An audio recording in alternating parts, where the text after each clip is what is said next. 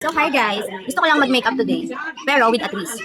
So, kaya with a twist kasi, kung ano lang yung meron akong makeup dito, yun yung gagamitin ko. So, titignan natin kung ano magiging result niya after ko mag-makeup using mga makeup ko. Ano? So, meron ako dito, eyeshadow. Aking bagong eyeshadow. Ang ganda nito guys. Ito yung packaging niya. Ito yung box niya. Kita ba? Liwanag ng ano ko, naka-flashlight kasi ako mali. So, ito yung eyeshadow palette ko. Ang ganda nito kasi all set na siya. So, meron siyang eyeshadow.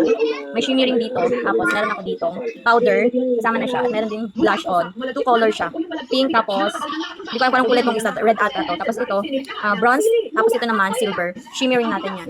Ang pa-highlighter natin. After natin mag-makeup. So, we have here okay, kasi with the twist, diba? Kung ano lang meron ako yung gagamitin natin. So, meron ako nitong pink blush na foundation. Ayan, lasting matte foundation to, pink blush. Gamit ko pa ito nung nag-Watson ako. Maganda siya. Maganda siya gamitin. Meron tayong loose powder here. Ayan. So, ano lang ha? I'm not a professional makeup artist, Charles. Ano pa ba meron ako dito? Hindi na natin ito gagamitin. Kasi ito yung gagamitin natin. Pero sunscreen kasi ito na tinted siya. Ito, sunscreen tinted. Pero ito ang gagamitin natin. So, before tayo mag-makeup guys, gagamit tayo ng moisturizer. Lagi yan. Pag mag-makeup, mag-apply tayo ng moisturizer. Apply lang natin. Para maset siya. Maganda may moisturizer para hindi dry. Tsaka maset talaga ng maayos yung makeup. Yan. Patuyuin lang natin. Using my maliit na pan. Patuyuin natin. Lagi natin papatuyuin yung mga ilalagay natin sa face natin. Para maganda siya pag nakapay ng makeup. Lagay lang muna ito. Hand cream. Kasi ang ano ng kamay ko. Hand cream tayo. Bilis lang mga oras ng camera ko. Maglalagay na tayo na. Mag-apply tayo na ating foundation. Ayan. Ang ating pang-contour. Dalawa to eh. Dumi. Ito yung pang-contour natin. Ito naman ang ating concealer. Double na yan. Pang-contour at concealer. Kasama natin. Ano? Ito din yung natin magkano. Meron dito. Isa pa. Ito naman yung color corrector. Skin corrector. Or what do you call it. Kasi ito yung concealer. Ayan o. Colors and concealer. Yan. So, maglalagay na tayo.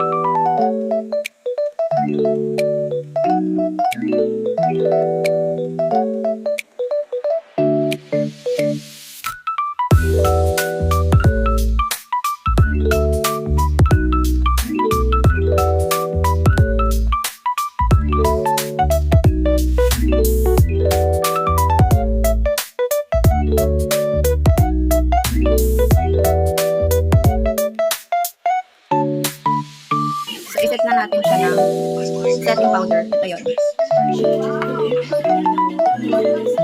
Lumiwanag masyado. Wait. Hindi na pabalas ang ilong guys. Lagyan dito ng powder. Lagyan natin dito sa parts dito. Yung ating setting powder. Dito sa mga pawis natin area. So habang siniset natin yan, hanapin natin ang ating brush. Where's my brushes? Napakain natin ang yung brushes ko. Wait lang. Dahil wala pang aking brush. Ito na lang. Ang gagamitin ng aking mga comb. Ito ang gagamitin. Cute. May shampoo dito. Yan. Nanap pang brush hindi makita. May nanghiram hindi pa sinodin. So ito na lang muna. Ito na lang natin. Brush na maganda na brush. So bago ko papatungan ng powder yung face ko, eyeshadow na tayo at magkikilay. So guys. Ito ang gagamitin ko. Ang ganda talaga nito. Super pigmented siya. Maganda gamitin. Mabango. So first, paano meron tayong base ng ating eyeshadow? Gagamit tayo ng concealer para kakapit yung product na ilalagay natin. So I'll be using this. Itong brush na to, panglagay sa ating eyelid. Talukap ng mata. Yun.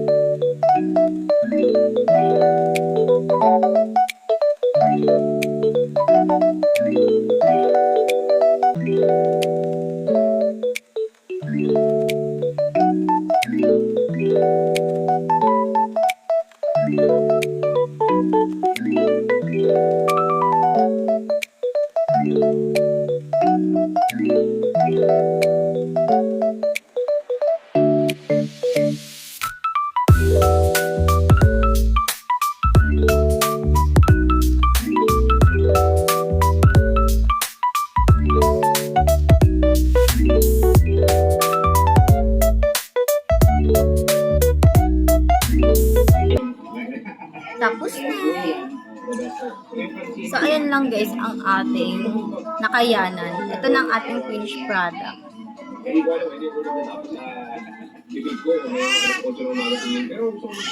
I-picture-picture lang ako. Insert ko lang sa video na to. Bye! So, ito na ang aking finished product, guys.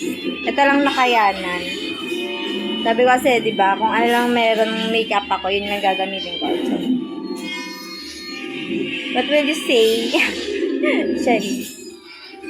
So, ayun lang. Bye-bye! Yung kalat ko lahat. Kapag makeup lang, ayan. Kalat-kalat.